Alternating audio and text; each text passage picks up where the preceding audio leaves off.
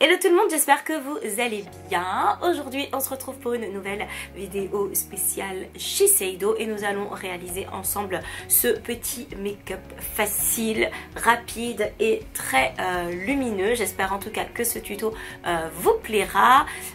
J'ai choisi la marque Shiseido pour une seule et unique raison, c'est que lorsque je vous ai demandé sur Instagram quelles étaient les marques que vous souhaitez que je vous présente sur la chaîne, vous m'avez demandé Shiseido. Et du coup, je m'exécute, je vous ai récupéré tous les produits que j'avais chez moi. Entre temps, j'ai eu beaucoup de chance, j'ai reçu les fonds de teint, donc j'étais hyper contente parce que du coup, ça m'a permis de compléter cette vidéo. Shiseido, c'est une marque que j'aime beaucoup, une marque japonaise qui s'est très bien implantée en France et qui a su tout simplement proposer des produits pour toutes les carnations.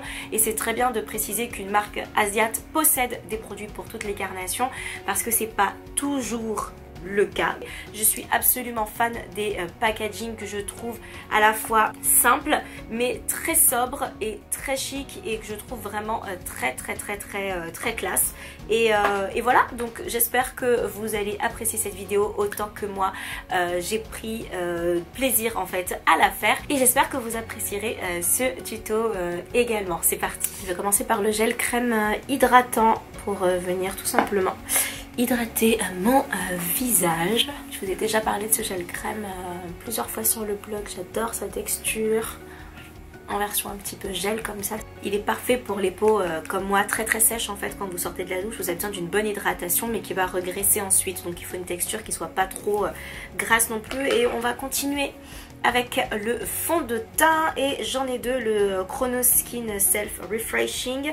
J'ai la teinte 430 ici et la teinte 530. Vous pouvez constater, il n'y a pas énormément de différence entre les deux, mais juste suffisamment pour me dire que je pense que cette teinte-ci, donc la plus claire des deux, la 430, est ma teinte. Il faut le twister pour pouvoir le pomper et là, il est refermé. C'est la première fois que je le teste. Alors déjà il est très liquide, donc faites attention à ça.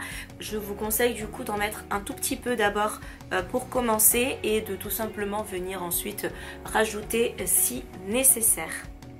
Et du coup, comme vous voyez, il est hyper facile à estomper. Vous avez vu, en un petit passage comme ça, hop, ça se dépose hyper facilement.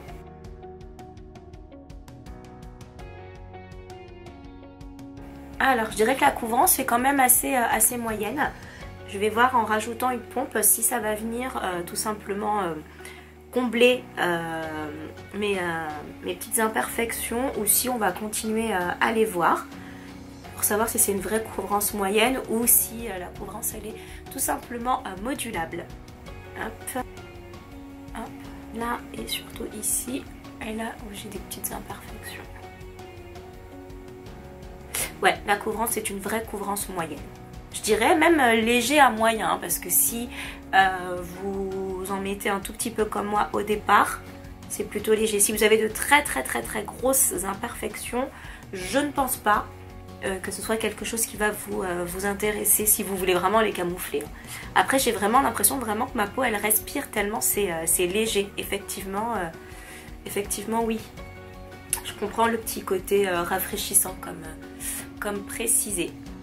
Et le glow est très beau. Donc, parmi ce que je vous présente, il y a des nouveautés. Par exemple, je n'ai jamais testé l'anti-cerne. Il existe comme ceci en stick l'anti-cerne. Celui-ci c'est la teinte 304 médium, mais j'ai plus envie de cette texture-ci. Je préfère les textures qui se déposent plutôt que les textures qu'on va venir travailler directement sur la peau. Et celui-ci c'est le 401 Tan Alley, qui lui aussi est très léger quand on le dépose. Je le sens quasiment pas, je sens juste quelque chose de frais sur le visage, c'est assez incroyable. Et je vais tenter le petit pinceau fait pour. Ouais, alors ça c'est bien quand vous avez une petite imperfection là, hop, que vous voulez combler, mais pour faire tout le dessous d'un œil, je pense que je vais en avoir pour la nuit des temps. Donc je vais revenir prendre ma petite éponge. Et lui aussi, il s'étale hyper facilement, vous avez vu.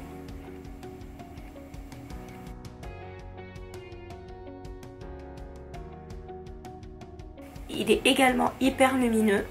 Donc il vient vraiment réveiller le regard. Franchement pour l'instant fond de teint et anti-cerne zéro faute. Ensuite on va passer à la poudre. Pour celles qui préfèrent les poudres, vous les avez en version, vous l'avez en version compacte comme ça, translucide. Sinon vous avez des poudres libres comme ceci. Alors il y en a une qui est radiante, donc pour l'éclat, et l'autre qui est plutôt mat.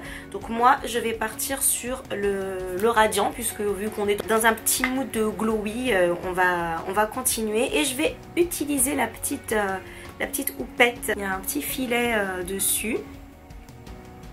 Du coup je pense presser la poudre, je suppose. Je suis perdue. Alors là ça tombe mais tout doucement. Non, je pense qu'il faut presser. Mais du coup je sais pas si j'en mets sur mon... Comme en fait la couleur est blanche et que lui il est blanc, que la houppette est blanche, je ne sais pas si j'en mets dessus.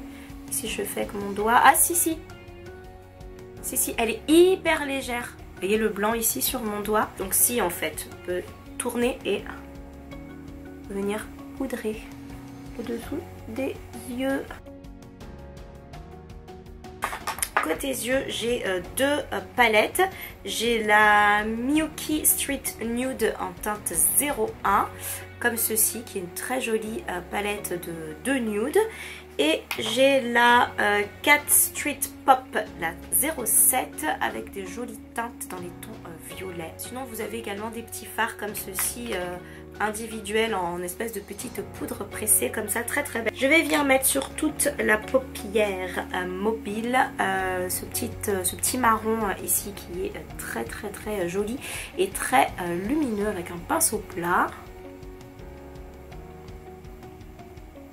Je vais y aller doucement parce que j'aime pas mettre des teintes trop claires sur les yeux. J'aime bien avoir une jolie petite base colorée quand même. Le fard se travaille très très bien, la pigmentation est là, ça ne poudre pas du tout et je n'ai eu aucune chute. Je vais venir prendre le Solar 02, cette petite teinte-ci, et je vais venir la mettre au coin interne de ma paupière. Pour venir réveiller le regard. Je vois surtout les paillettes. Je m'attendais à un vrai fard, et en fait c'est surtout les paillettes qui sont déposées. Je vais essayer avec le doigt, ce sera peut-être plus facile. Ah oui, non, il faut le faire avec le doigt. Clairement, avec le doigt c'est mieux.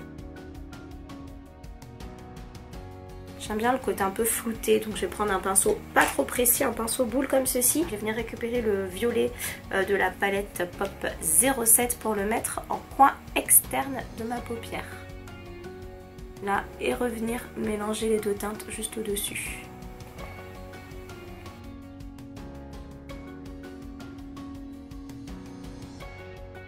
L'eyeliner, j'ai peur. J'ai ceux-là à poser avec, alors normalement il existe un pinceau exprès, mais j'ai énormément de mal à l'utiliser, donc je vais venir prendre un pinceau tout simplement biseauté comme ceci, et en fait ils sont sous cette forme là. Comme vous le savez, Shiseido aime bien l'art de la calligraphie, etc., donc on utilise énormément les pinceaux dans cette marque-ci. Le noir au milieu, ici le gris, et là le bleu marine. Je pense que le bleu vous le voyez, mais je vais partir sur du noir et je vais venir me faire le petit trait d'eyeliner. Je vais vous rapprocher un petit peu.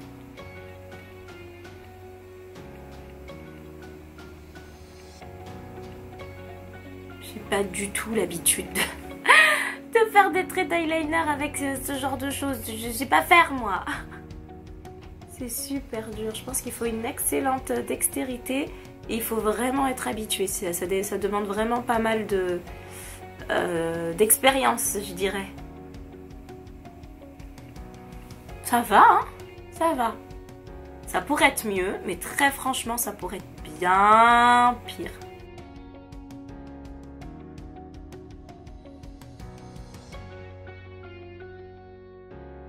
Bon, je suis peut-être en galère, mais le noir est hyper intense. Et vous avez de quoi faire un eyeliner, mais d'un noir vraiment, vraiment hyper profond. C'est juste que je suis pas douée. Pourtant, j'ai vu que dans le pot, j'en avais déjà pris. Donc ça veut dire que j'ai déjà testé. Mais j'ai pas persévéré. Donc là, vous voyez, je persévère un peu plus. Alors côté mascara chez Shiseido, j'en ai deux. Ici c'est le Control KO, donc le mascara KO Control. Et là ici vous avez le Full Lash. Je vais tester celui-ci puisqu'il fait partie de la nouvelle collection. J'aime bien ce type de forme de brosse. Alors, pour le moment, aucun paquet. Les cils sont bien ouverts, bien déployés. Je sais pas si vous voyez, ils sont quand même assez ouverts. Pour l'épaisseur, moi c'est pas vraiment ce que je cherche parce que j'ai quand même pas mal de cils. Par contre, moi ce que je cherche vraiment c'est la courbure et ça, là oui, là moi j'ai la courbure. Donc là moi je suis assez contente puisque c'est vraiment ce qui m'intéresse et le fait que ce soit allongé.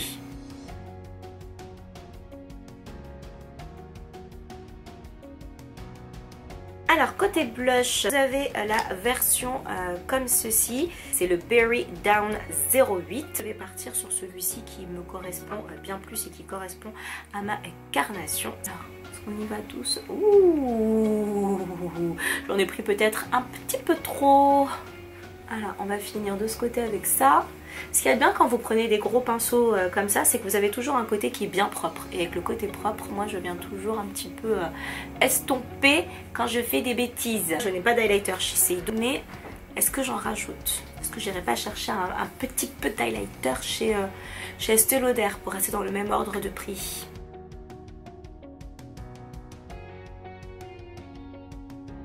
Franchement, cette semaine c'est un sans faute sur le teint, je trouve.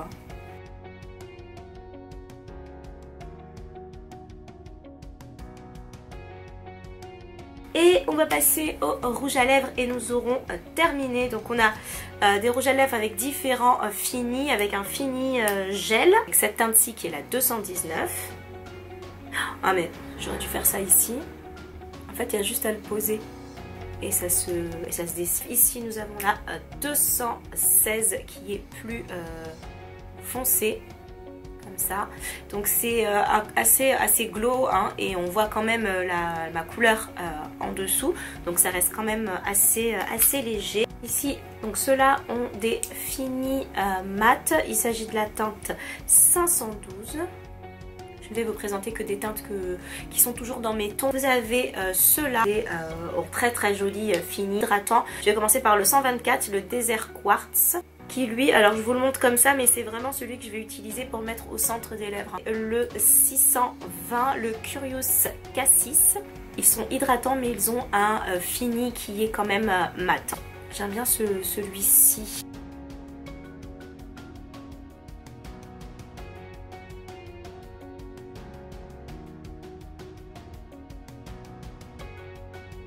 Il est hyper agréable sur les lèvres.